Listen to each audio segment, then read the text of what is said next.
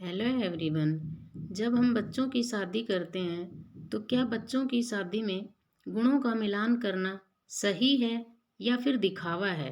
जब भी कोई व्यक्ति अपने बच्चों की शादी के रिश्ते की बात करने के लिए जाता है तो सबसे पहले तो आप ये पता लगाते हो कि लड़की और लड़के के नाम के अनुसार उनका विवाह बन रहा है या नहीं।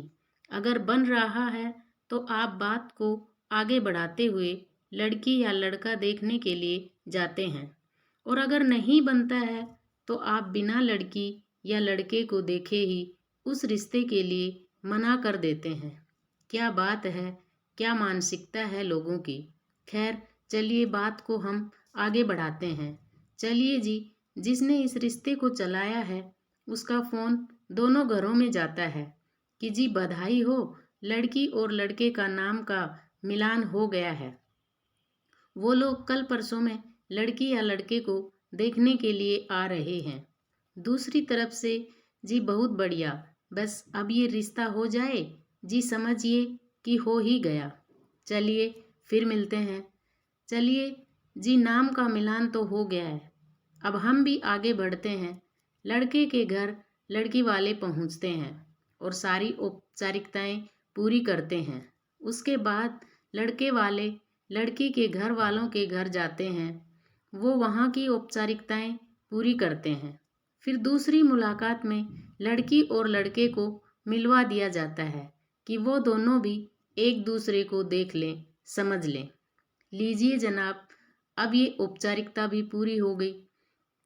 अब हम बात करते हैं मेन मुद्दे की। जी हाँ, मेन मुद्दा, अरे वही मुद्दा जिस बारे में मैं आपसे बात कर रही थी।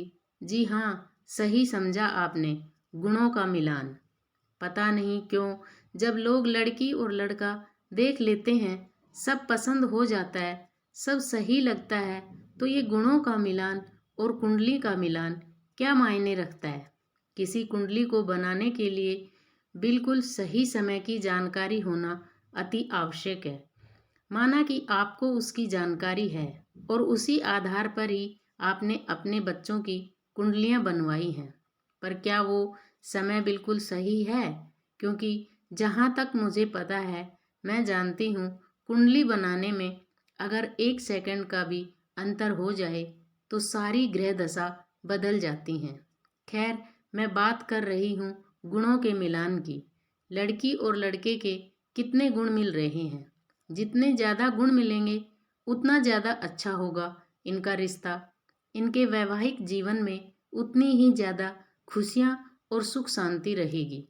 आपको क्या लगता है कि इस बात में कितनी सच्चाई है?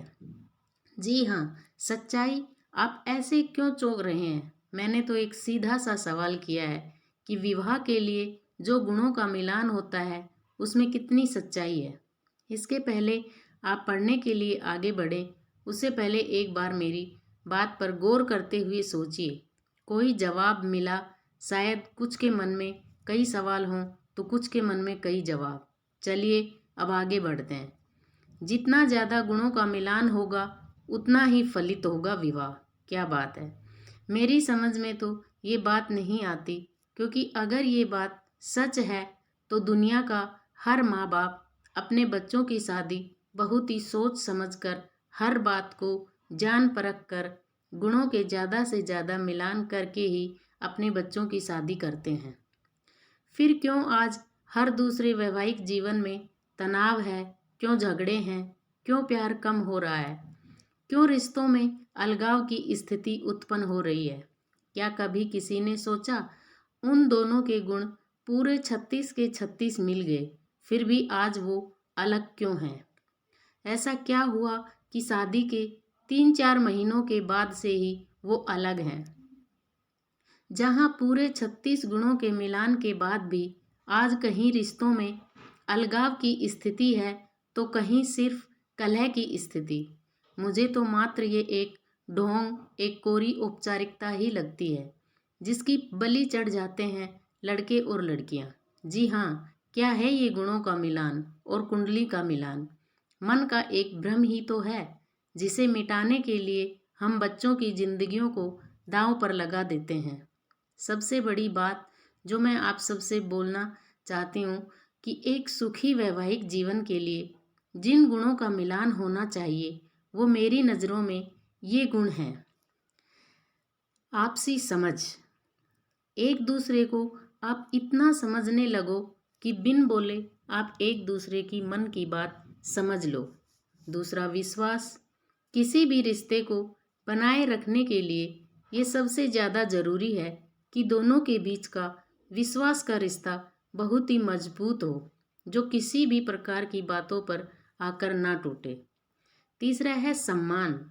वैसे तो हर रिश्ते में सम्मान का होना अति आवश्यक है, पर पति और पत्नी के रिश्ते में तो एक दूसरे के लिए सम्मान की भावना अगर हो तो उनका रिश्ता और भी मजबूत हो जाता है, क्योंकि एक पत्नी अपने पति की आंखों में हमेशा ही अपने लिए सम्मान देखना चाहती है। अगला है दिलों का मेल। अगर एक दूसरे का आपस में दिल मिल गया तो वो सबसे बड़ा मिलान है। उसके समक्ष किसी और चीज़ का मिलाप का तो कोई मोल ही नहीं है। दिलों का मिलान ही सबसे बड़ा मिलान है। अगला है प्यार। प्यार हर मर्ज की दवा है। प्यार में वो जादू है जो पत्थर दिल इंसान को भी पिघला देती है। अगर दोनों में प्यार है तो रिश्ता अपने आप अटूट रहेगा। अगला है समय। जी हाँ, समय जो आज हर कोई अपनी पत्नी या पति को नहीं दे पाते। थोड़ा समय एक दूसरे को दीजिए। कुछ अपनी कहिए, कुछ उनकी सुनिए। बस कुछ ऐसी ही छोटी छोटी बातें हैं जो किसी भी रिश्ते को मजबूत बनाने के लिए काफ़ी हैं।